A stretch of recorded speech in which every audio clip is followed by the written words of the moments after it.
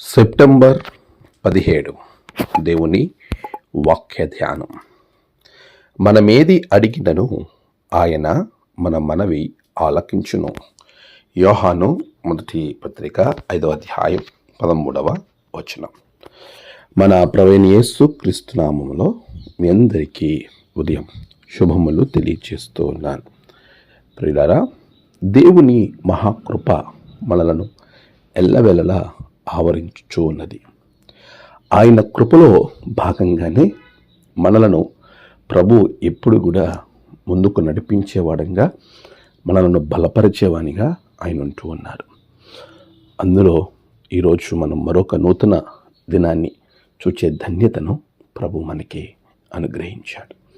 నిజమే, మనం అనుకుంటాం, మనం ఏదైనా ఎవరికైనా చెప్పినప్పుడు వారు సరిగా రెస్పాండ్ అవ్వకపోతే, మన బాధను వారు వినకపోతే, మన సమస్యను పట్టించుకోకపోతే ఎంతగానో మానసికంగా నలిగిపోతూ, అరే నా మాటలు ఎవరు వినట్లేదు, నాకు ఎవరు జవాబు ఇవ్వట్లేదు, నన్ను పట్టించుకునేవారే లేరా, ఎందుకని అందరూ నన్ను వదిలి వెళ్ళిపోతున్నారు అనేటువంటి బాధ, భయం చాలామందిలో ఏదో సందర్భంలో కలుగుతూ ఉంటుంది. అయితే ఈరోజు నీవు ఆరాధిస్తున్న క్రీస్తు నీకు ఇస్తున్న వాగ్దానం, నీవు ఆయనను ఏమి అడిగినా ఆయన నీకు ఇవ్వటానికి సిద్ధముగా ఉన్నాడు. ఆయన ఆలకించే దేవుడు. ఆయన చెవులను మూసుకునేవాడు కానే కాదు. నీ సమస్యను, నీ ఇబ్బందును, నీ ఇక్కట్లను, నీ నష్టాన్ని ప్రతిదీ ఆయన వింటాడు. ఇదిగో హేబేలు రక్తం మొరపెట్టినప్పుడు ఆలకించిన దేవుడు, ఇదిగో సమస్యలో ఉండి మొరపెట్టినప్పుడు దేవుడు అనేక మంది భక్తుల యొక్క ఆవేదనను ఆలకించినటువంటి దేవుడు నీ ఆవేదన కూడా ఆలకిస్తాడు. హాగర్ది ఆలకించాడు, హన్నాని ఆలకించాడు, షద్రక్ మేషక్ అబేద్నెగోలది ఆలకించాడు, దానియేలుది ఆలకించాడు. ఇంకా అనేక మంది భక్తులను మునిగిపోతున్న పేతురు స్వరాన్ని విని ఆలకించి పైకి లేవనెత్తలేదా?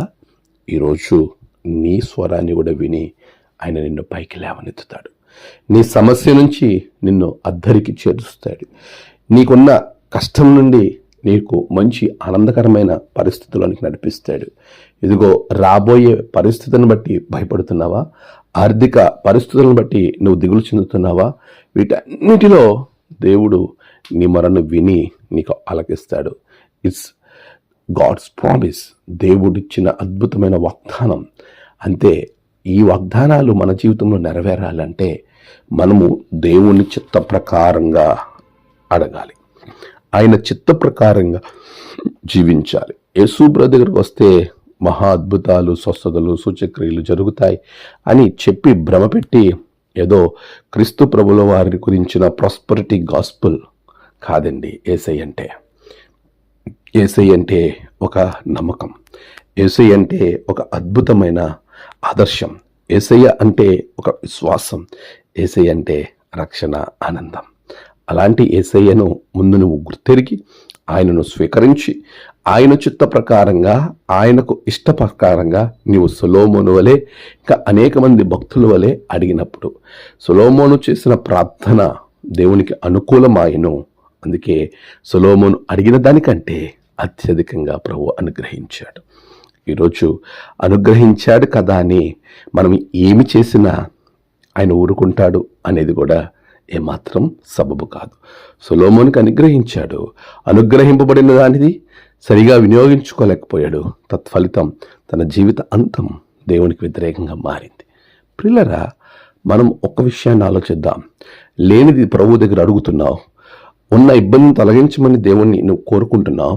కోరుకున్న నీవు దాన్ని పొందుకున్నాక దానికి రెట్టింపు కృతజ్ఞత కలిగి జీవించాలి. ప్రతి పరిస్థితులలో దేవుడు నీ ప్రార్థన ఆలకిస్తాడు. ఆమేన్. ప్రార్థన.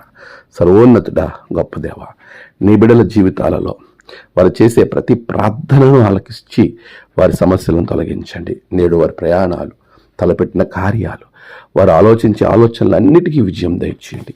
నేడు జన్మదినము, వివాహదినము, ఆయా విశేష దినములు జరుపుకున్న బిడ్డలను బహుగా దీవించండి. తమ ప్రియులను కోల్పోయి ఆదరణ కొరకు ఎదురు చూస్తున్న బిడ్డలకు ఆదరణ, నెమ్మది అనుగ్రహించండి. దినదీవులతో నింపి నీ రక్షణలో బలపరచమని క్రీస్తు పేరట అడిగి వేడుకొంచున్నాం తండ్రి. ఆమేన్. తండ్రి, కుమార, పరిశుద్ధాత్మ త్రియేక దేవుని దీవెన మీకు తోడుగా ఉండి నడిపించును గాక. ఆమేన్.